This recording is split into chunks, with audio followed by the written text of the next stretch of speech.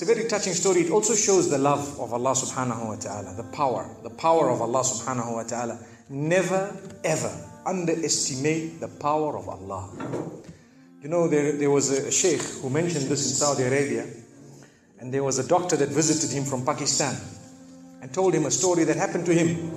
So he says, what happened to me? He says, the doctor who's speaking is a top neurologist. One of the top doctors in Pakistan, or, you know, a very, very good doctor, very hard to meet. It's said that perhaps you would have to wait months on end before you can get an appointment to see him. So what happened is, he says, I was flying from one city to another, a very busy man, flying quite often within the country and perhaps even outside. And he says, suddenly, the clouds built up. Huge clouds, and the lightning started striking, and it started pouring, and there was lots of turbulence, and one of the engines was struck, and it was damaged. So we had to land. And so what happened is, the landing was at a nearby little airport or a little strip and so on. And when they landed there, it was a remote area. How are you going to repair this aircraft? A few people who were on it, it was a small plane, they were, quite surprised because they landed it in such a remote place. No one's there to repair it. They would have to wait, definitely. So the doctor asks the captain or the pilot that, you know what, how long are you going to be? He says, no, we're going to be quite long. Well, I need to get to that area. Look, he says, it's just a 3-hour drive by vehicle. So why don't you just go by road? And you can go there and get there. He says, okay, good idea, because this is going to take long. So he decides to go on one of the tri-shows, in Pakistan, one of the areas, wherever it was, and he jumped in. And as they started progressing, the clouds built again. And the lightning was striking, and the rain started pouring. And it was pouring so much that their vehicle could not move much more because of the mud and because of everything else. And so it was quite an open area with a bit of farmland. And after a while they realized, look, we're not getting anywhere. There's a little house here. Why don't we just go there? We can read our salah. Perhaps we can, see, have a bit of a meal or whatever else. And they decided to knock the door. Strange people, strange land, far off, out in the rurals. And so he knocks the door, and he's got his little bag and everything, and he walks in. An old lady happened to answer the door after a while, and they spoke to her saying, look, this is what has happened, and we're going from so-and-so to so-and-so, and we just want a place, we want to read salah and so on. And she said, no problem, you can come in. She had a little musalla, a little sajjada, and she had a little baby on the side, or not a baby, but a child.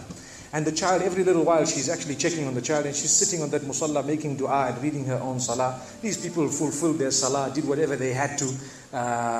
And when they were about to leave, they spoke to the old lady, saying, thank you very much, jazakumullah khair, and so on. And, we're going, what's happening to this child, So the woman says, look, the child is an orphan. And the child is unwell, not well at all, very sick. And we've been to all the doctors around. And subhanallah, I'm the grandmother of this child. The doctors have told us that there is only one specialist around who can help this child. And we tried to make an appointment, but they asked us to come 6 months later. And it's far away.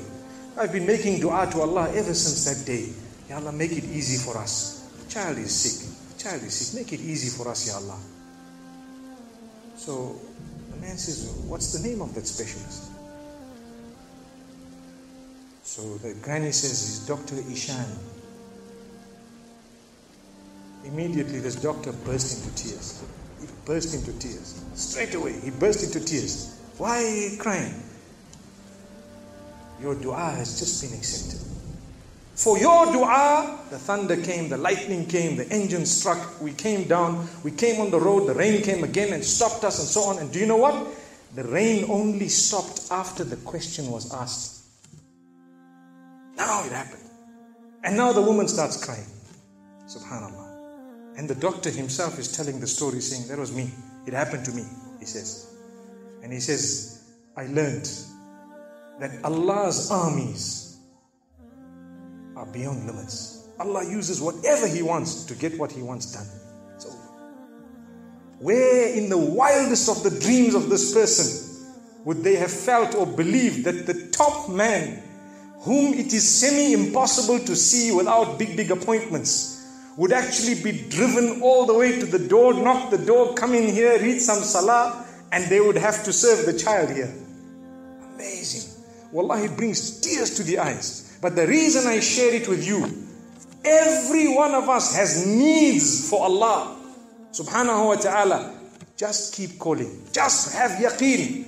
Have conviction. If it is meant, it will definitely come in your direction.